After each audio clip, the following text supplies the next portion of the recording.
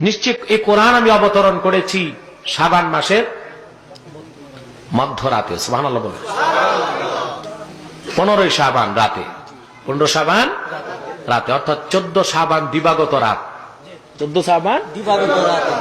তো কোরআন নাজিল হয়েছে লাইলাতুল বারাতে, ঠিক না? এই জন্য এই রাতের মর্যাদা এত বেশি।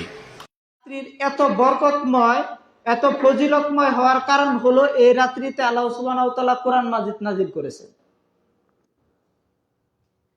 এটা হলো আমাদের মুসলিম সমাজে প্রচলিত একটি কথা যে শবে বরাতের রাত্রিতে আল্লাহ সুবহানাহু ওয়া তাআলা কোরআন মাজিদ নাজিল করেছেন।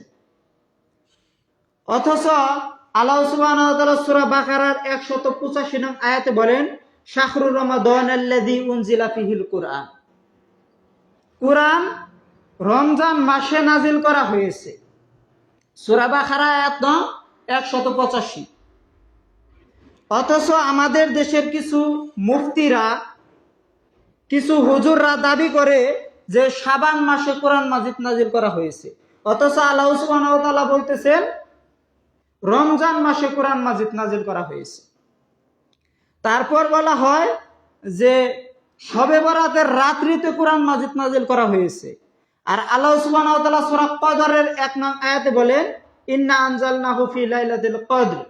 নিশ্চয় এটি মহামান্বিত কোরআন কদরের রাত্রিতে অবতীর্ণ করা হয়েছে, কদরের রাত্রিতে নাজিল করা হয়েছে। আর কদরের রাত্রি কখন হয়? রমজান মাসে। আর আমাদের মুসলিম সমাজে প্রচলিত রয়েছে শাবান মাসে 15 শাবান শবে বরাতের রাত্রিতে কোরআন মাজিদ নাজিল করা হয়। আর আল্লাহ সুবহানাহু ওয়া তাআলা সূরা বাকারার 185 নং আয়াতে বললেন রমজান মাসে কোরআন মাজিদ নাজিল করা হয়েছে। আর সূরা কদরের 1 নং আয়াতে বললেন কদরের রাত্রিতে কোরআন মাজিদ নাজিল করা হয়েছে।